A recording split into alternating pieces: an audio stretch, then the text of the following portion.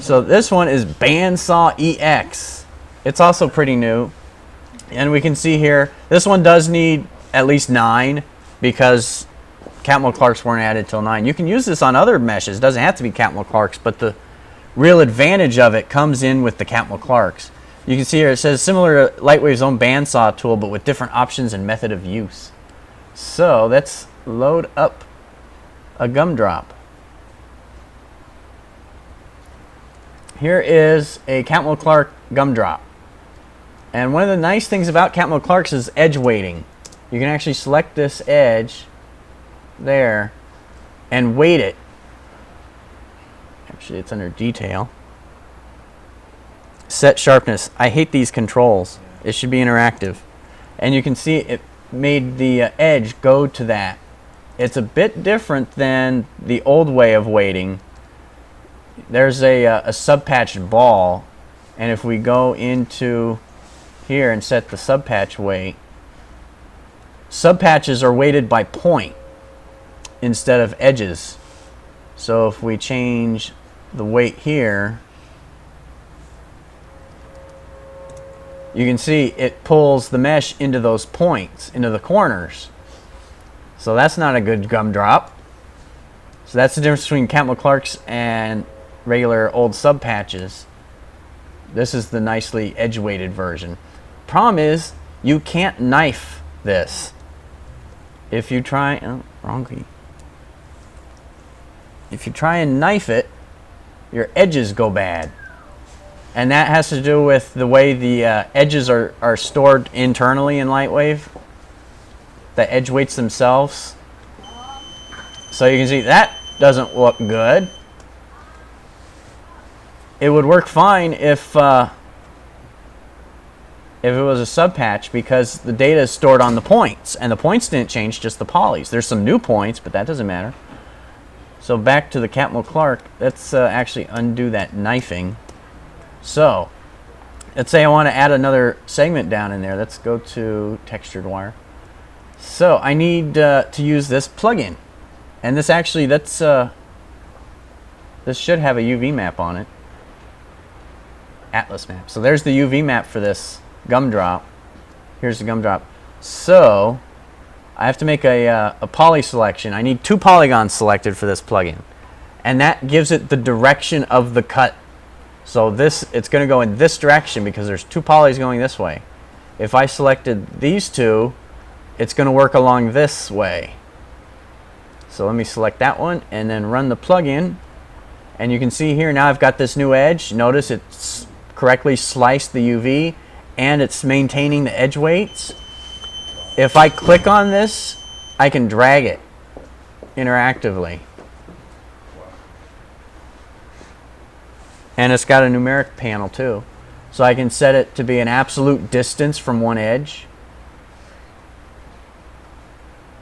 And this would be the percentage of that distance. The direction, when you see I'm sliding it to the right, but it's going to the left. So it's kind of counterintuitive that way. If I just flip it, now when I drag it, see my mouse is aligned with the actual slice versus this way. If I hit enter, it sets it. So now let's slice it this way. See, I selected those 2. Go back and select it. Now I've got a slice going this way. Instead of going up and down, you still go left to right. That's the only kind of odd thing, but that's how that works. This setting here has to do with when it's an absolute value. What happens is each time you run the plugin, it looks at the length, this distance here, and sets the maximum length to that value. So you know that this width here, this loop, because it makes a loop, that loop is 2.35 millimeters wide. So then if let's set it to 100%, and now if I start lowering this, see how it starts to come up? Because the maximum, this 100% value, is only 2 meters. And so this slice is going to be 2 meters from this top edge. If I leave this unchecked, I could go and start slicing on other meshes, and they'll always be 1.33 meters if I set it to 100%. So I can go over to a different mesh. Let's actually mirror this. Yep. So mirroring doesn't work.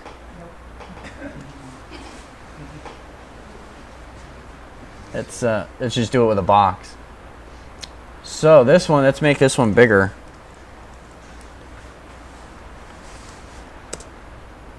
So this one, now let's slice it. So you can see there's that new cut going to the numeric panel, and see it didn't adjust this value at all. So that cut is still going to be 1.33 meters away from the edge,